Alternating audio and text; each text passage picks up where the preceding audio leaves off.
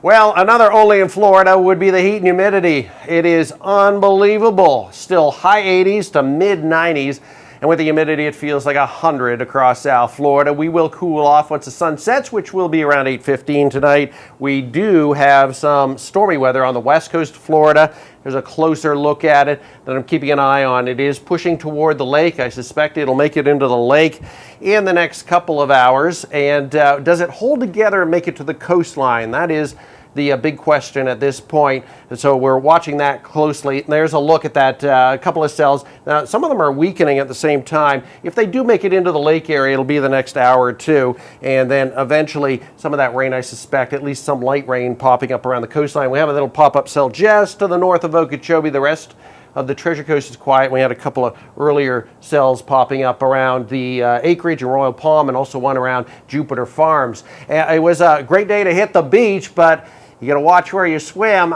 Just off of the Treasure Coast today, a little video of sharks having a little lunch just off the beach with the bait fish running out there. Got to be extra careful. Don't swim in those guys. And the sharks in getting a little bit cooler weather, hopefully, through the evening hours. All right, we have temperatures that'll eventually cool off this evening into the low 80s by 10 and 11 o'clock tonight, and any showers and storms coming to an end too. Here's the forecast through the evening and overnight. So inland storms around the lake for Palm Beach County, it'll be 77 overnight. It's going to take a while to get there, though. It'll still be mid-80s by 11 o'clock tonight. And that Saharan dust, what's going on with that? Well, most of it is just to the south, down around the Caribbean, Cuba, Jamaica, and it does wrap around and push into Texas later this week. There's Friday into Saturday, but we're on the edge of it, and it is going to intensify a little bit here later this week. So you'll notice a little bit of a haze in the sky, and it's also helping keep that heat around too. We also have a tropical storm. This is Dolly.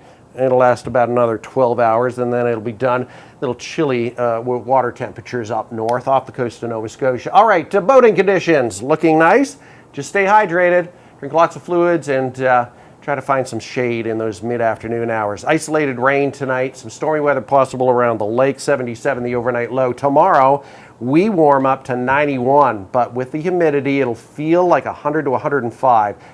Take it easy between about 11 a.m. through 3 and 4 at least. Here's a 7-day forecast.